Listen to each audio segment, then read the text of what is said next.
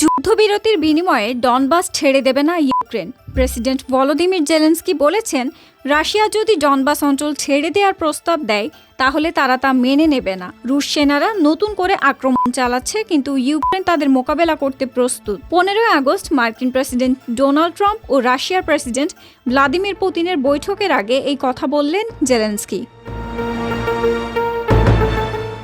রুশ সেনারা পূর্বাঞ্চলীয় শহর ডেব্রোপিলিয়ার কাছে হঠাৎ আক্রমণ করে প্রায় 10 কিলোমিটার অগ্রসর হয়েছে। জেলেনস্কি স্বীকার করেছেন, কিছু জায়গায় রুশ বাহিনী এগিয়েছে, পাশাপাশি বলছেন তারা শীঘ্রই রুশ সেনাদের প্রতিহত করবে।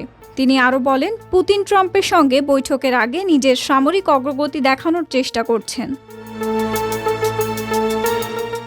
এর আগে প্রেসিডেন্ট ট্রাম্প বলেছিলেন, শান্তি চুক্তির জন্য কিছু জায়গা ছেড়ে দিতে হতে পারে। মস্কোর দাবি, ডনবাসের যে অংশ এখনও কিয়েভের নিয়ন্ত্রণে রয়েছে তা ছেড়ে দিতে হবে। কিন্তু জেলেনস্কি স্পষ্ট জানালেন, ইউক্রেন এমন কোনো প্রস্তাব মেনে নেবে না।